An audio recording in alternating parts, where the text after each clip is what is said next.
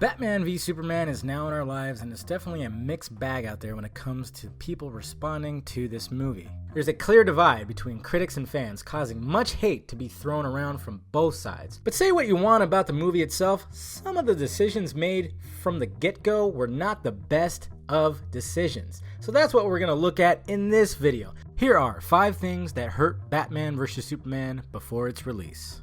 Not exactly a why video because there's no why in the title, so this is more of a why video.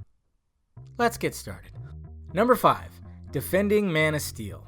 The end of Man of Steel became a controversial topic due to the damage and casualties from the Kryptonian invasion. I still wonder why, given that it's been shown over and over again in the books, and well, nobody really died, it's all make-believe. Regardless, I guess the Man of Steel should have been a little more careful when fighting, even though it was his first fight.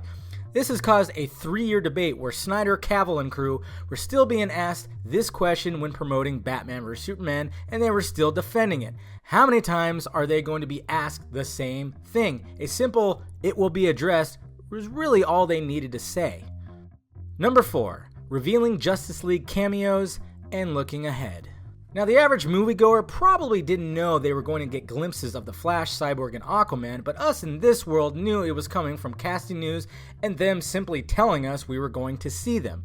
Keeping these cameos a mystery would have been a nice little treat for comic book fans, but there was a whole special on all these characters called Dawn of the Justice League that was shown on TV that, yes, was amazing, but I wondered why they were showing this now. This is something that could have been shown after the movie was released to look ahead and not take away from this movie. Number 3, the 3-year hype. After Warner Bros. And DC announced this movie in a perfect way at Comic-Con in 2013, the hype for this movie grew to extreme levels as time went on.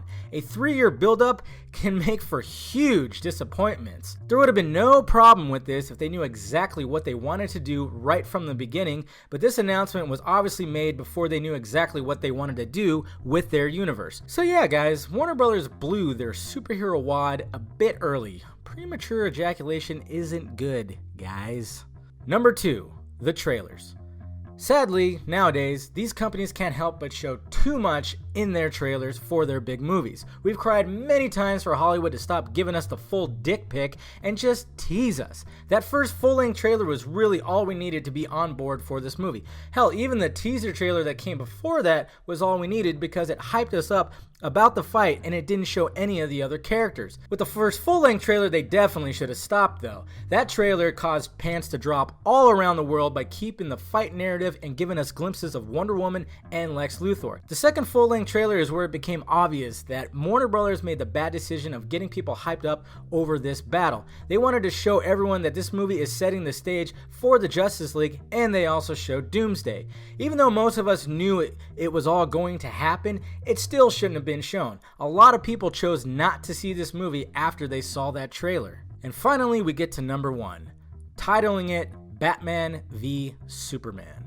After seeing the movie, I think we can all agree that the V in Batman v Superman is probably about 25 to 30% of the movie. This goes back to Warner Bros. Announcing this movie 3 years ago before they really knew what they wanted to do. Warner Bros. Tried to backpedal on the Versus narrative by removing the S out of Versus and adding the Dawn of Justice subtitle. It didn't fool us though, and everyone was still excited and pumped for a movie about these characters fighting each other. After seeing the final product, I think if they titled it Batman and Superman Dawn of Justice, we all would have been okay given what we got in the movie. Hell, calling it Batman and Superman World's Finest would have caused many to masturbate to that title change.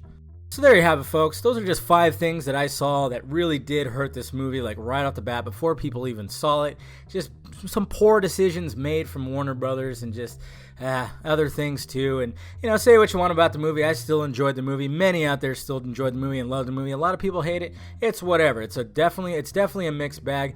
I'm going to be doing another video about the narrative change of Batman vs Superman that'll be coming up hopefully in the next couple days. So look forward to that. I appreciate you guys watching. Let me know your thoughts about it down below in the balls area. I'll talk to you guys later.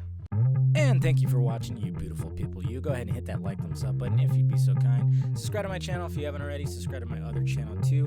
Follow me on Twitter, Facebook, Google+, and visit filmjunkie.com for all my videos.